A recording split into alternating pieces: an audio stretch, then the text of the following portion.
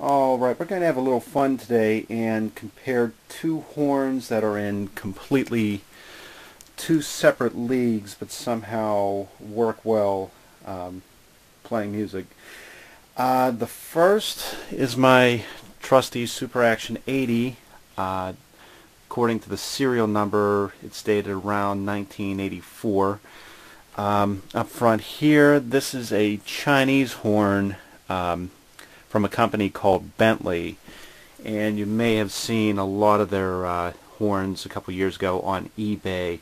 I believe the company is now defunct, and they primarily sold a whole bunch of curved soprano saxes and altos in odd colors, like the crazy blue and bubblegum pink and all that crazy stuff.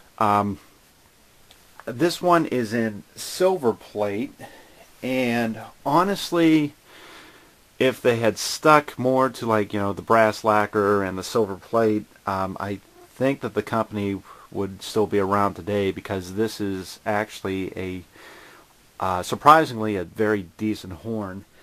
I picked it up for about $500 back in, I believe that was 2006. And that was replacing an old Boucher that I was playing at the time, or Bisher rather. And the only weak point of this horn is the actual neck itself, and this is now a knick-knack. As you can see, the silver plate has tarnished, so that actually is silver plate on this. And it's actually, what I have on here right now is the neck that belongs to this horn, and this neck is a Selmer Series 3 tenor neck. That was all personal preference. I like the way the 3 neck blows a little bit more. But as far as we're discussing this right now, this is a high arch neck, as was the original Bentley neck. And if you really look at the angles, they are virtually identical. The big difference, and I'm not sure if this is what's causing the reason why I don't use this anymore, is because it caused a lot of the problems I have with older Jupiters, and the upper register past the second octave C starts getting progressively sharp, and then by the time you get to F, it's about a quarter tone sharp. And unfortunately, it lacks the flexibility to really bend that down, and it was just driving me crazy. But the major difference with this neck is this octave key right here, the octave hole, is actually, I'd say, about a quarter inch past what it is on the actual Selmer. The horn itself is a very close copy of the Super Action 80 series.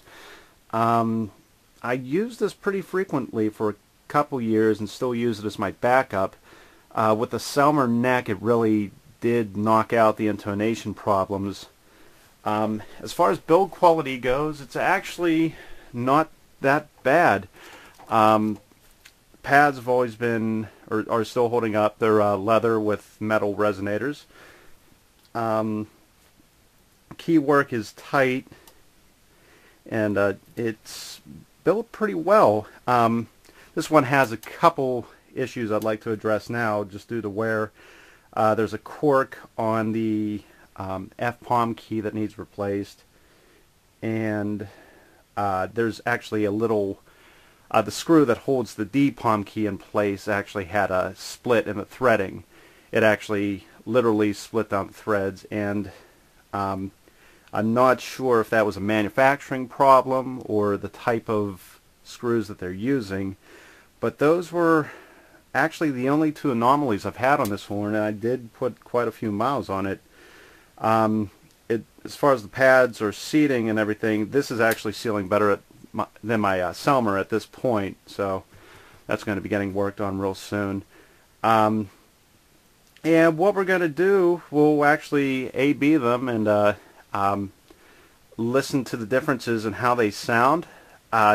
This is still a pretty fun horn to play. What you'll notice in the recording, it lacks a characteristic flexibility that the post-balance action Selmers have had, and it's a little bit harder to voice notes, which doesn't really come through when you're playing loud, but when you're playing soft it kind of sticks you where the horn wants to go as opposed to where you want to go, and that's one of the things I really look for in saxophones whenever I'm putting them up against this, is how flexible they are. But other than that, with the Selmer neck on it, the intonation is not too bad, build quality is not too bad. Because it's a plated instrument, it is slightly heavier than the Selmer. The pearls are a little bit smaller. They are a little bit more concave too, so it kind of makes up for it. Keyboard layout is everything that you would expect from a modern horn. The ergonomic low C and E flat. The high F sharp, which is modeled off of the Series 2 as opposed to the flat Series 1. And of course the pinky cluster is what you would expect to, articulated everything, C sharp and B flat. And well, actually you could hear there's a little bit of noise in here, so this is going to be one I'm probably going to take a look at and try to fix the finer things myself, since the pads are still seating, so I'll probably add some adjustment material in there to keep that quiet. One cool thing about this horn is they did use blued steel springs, and like I said a couple times already, the pads are of a decent quality leather, and it's going to be hard to see with the camera, but there they are with the metal domed resonators. And honestly, for the price I paid for it, I can't complain at all. It has a decent wood shell case. The latching mechanism isn't quite as good as what I have with the Selmer Vanguard, but all in all it's pretty durable and fits just as much equipment in it.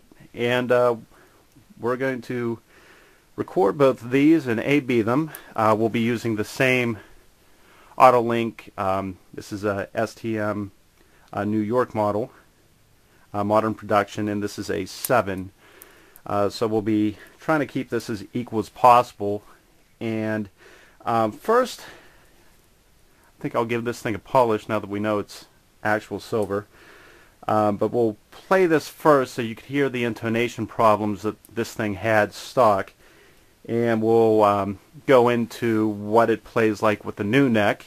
And then we'll go back and forth. I'll play different passages and through video editing very quickly try to match up the same passages within each horn, and you know, try to implement my style of playing to give you an idea of what this is capable of and what this is not.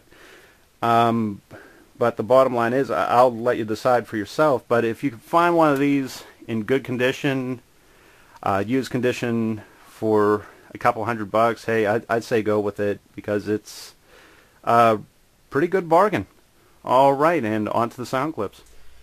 Okay, and we're going to start with the Bentley, completely stock. I decided not to polish the neck, so we'll refer to this neck as Black Sheep appropriately. And you'll hear there's a crispness, there's something, something lacking in the tone that I look for. Hopefully it will translate across. And we're going to record everything the same way, same levels, same microphone, same equipment. And I'm not going to adjust the volumes or anything in post, so that way this is the fairest representation we can get of all of this equipment. Now what you'll hear me doing, as soon as we start getting up into around high E, you'll start hearing the intonation problems. And the first thing you'll hear me do is just play it straight, straight as I can. Then you'll hear me trying to lip the note down, and that's where the real problem is, because this stock neck does not offer any type of real flexibility, and there is no way to voice this thing down. So we'll give it a listen and decide for yourself.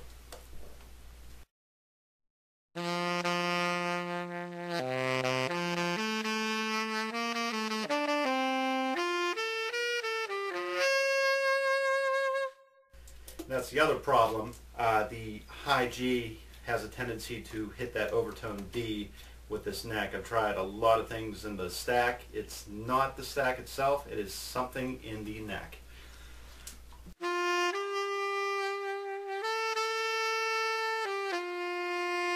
could hear it's real stuffy on that G. And for the most glaring problem,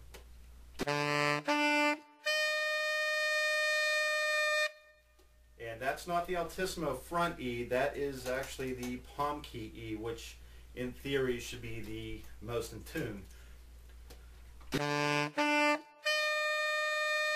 Now let's try bending that down. And you could hear it wants to split tone before it actually pulls that pitch down, and it is a lot of effort to even get that far, and it just gets worse. I'm not fingering that wrong. That's first octave, second octave, third octave, and that's how it blows. And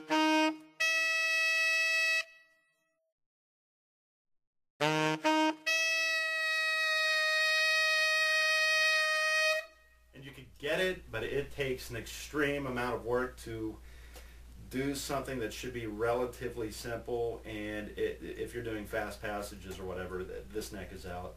So that pretty much demonstrates the major flaw with this horn. Let's move on to the Selmer, please. Okay, and now we have the Selmer Super Action 80 Series 1 neck fitted on the Bentley. The only real problem with this is the tenon for the horn isn't precisely lined up with this neck, and the screw here is tight, but as you can see the neck is loose, and I could easily pull that out. So keep in mind that that probably isn't sealing perfectly, and it is creating a leak. So when I get this worked on, I'll probably have that fixed too. But as far as playing is concerned, you'll hear it. It's night and day with Selmer.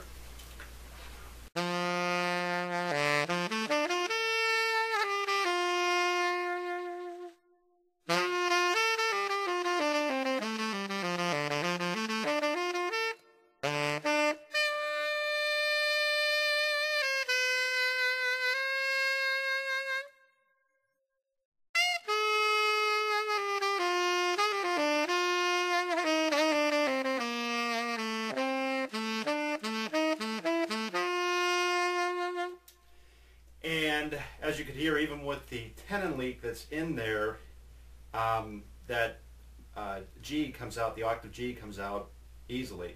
It's not wanting to jump and force me up to that high D overtone. So I'm not quite sure. My expertise isn't really in acoustics, but all I can tell you is stay away from the stock neck. At least in my case, it's the weak link of this horn. So let's move on to the Super Action 80 with the Series 3 neck, doing the same basic test, and you'll hear some tonal differences, and then we'll have some fun doing some more complex stuff back and forth with all these.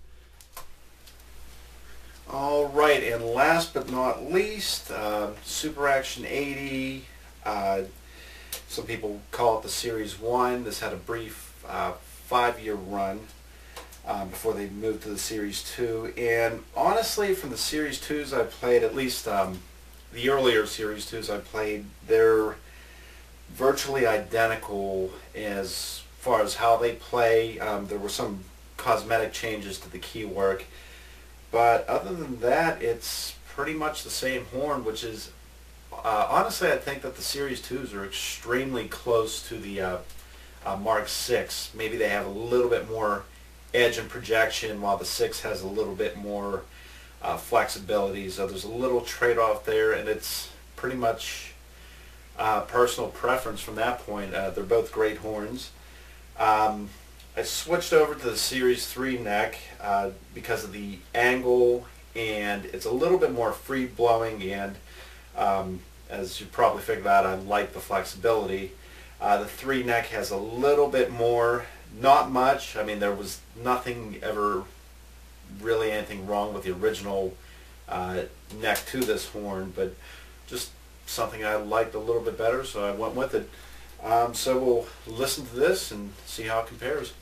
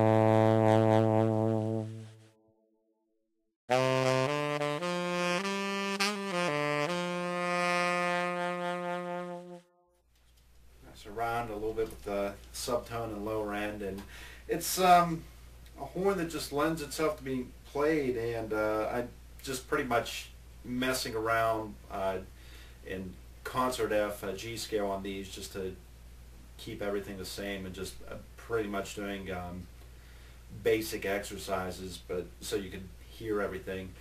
But the next thing that we'll do, we'll start getting a little bit more complicated and start essentially dueling these horns back and forth, and see how they fare. Alright, and we're back one more time. We're going to do some pretty standard little passages and little tricks I like playing and use a lot, and we'll compare these on both horns. Now, I already had a chance to review the past footage that you've already seen. And I know because of lighting conditions, both of the horns are going to look somewhat similar. So in order to better differentiate between which horn is which, this is the Selmer Super Action 80, and I'm going to be wearing my trusty old Fox hat. Not trying to be a shill or anything. Fox Racing for all of your extreme racing needs. Fox Racing.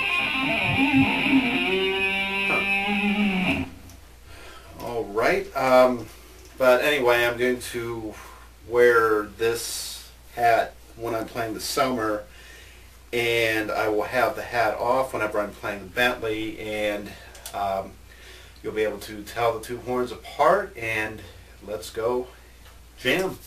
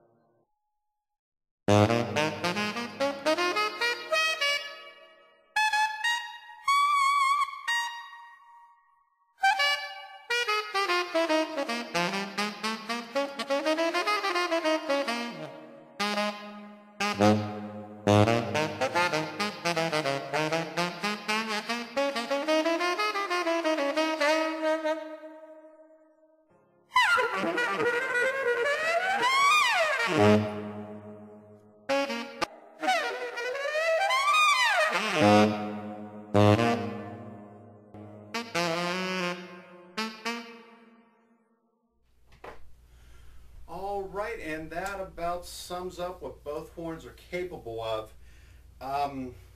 Both are extremely comfortable keyboard wise. I could do a lot with both. Intonation between both horns, it's just a matter of getting comfortable with it, warming up. It's no different than going from one Selmer to another, to a Yamaha or whatever. All in all, I mean, still passes the pop test. As far as the pad sealing, that was the factory job. The bumper materials were a little bit on the soft side, and in places where they put felts, they did not wet the felts before they installed them, and they're fraying apart. Where my Selmer was actually worked on by a very reputable tech in our area, and he did wet those and compact them, and they were lasting a lot longer. But all in all, for a spare horn, it doesn't do half bad. The only real thing I can't do on this well is that Joe Allard tone building method, which Jeff Coffin used a lot of in Circle of Wills, and he uses a lot in his playing, where you drop the octave down. It's kind of like the opposite of an overtone, where you're still fingering, let's say, middle D, but you're able to voice your throat where it pulls it down to low D. You kind of bypass the vent and the leak, and it's very good at building up your tone. Going a little bit off topic here, but it's extremely good at building up your tone, and it allows you to kind of blow past any type of leak that might creep up, which is good until you actually put a leak light down your horn and realize how many problems you actually have. Like I said, I mean, it pretty much speaks for itself. The stock necks suck, get rid of them.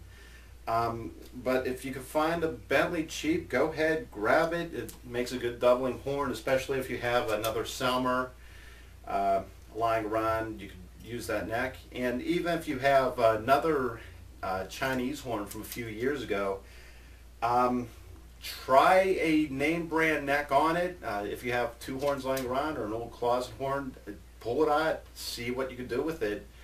You may be surprised. And this gets more important, or the closer to the mouthpiece you are, the more vital it is for everything to be machined and measured correctly. It becomes less significant the further down the horn you go. And honestly, I'm not seeing too many companies now that are really measuring tone holes wrong. I mean, we've been manufacturing these for well over 100 years now. We know where the tone holes should be. So that's not really much of an issue. The tricky thing that still seems to elude the cheapest of the manufacturers is just the quality of the materials that are being used and the geometry of the neck. Like I said earlier, I think the suspicion of why this blows so badly with the stock neck is just because of where that octave vent is, and it's going to be hard to see in there, but you can see it's about a 1/4 inch past where it should be. And I'll have to do some research. Maybe it's the size of the hole itself. I don't know. I'll mess around with this since I have nothing really to lose with it, and we'll go from there. But hope you had fun watching this and enjoyed, and I'll see you next time. Later.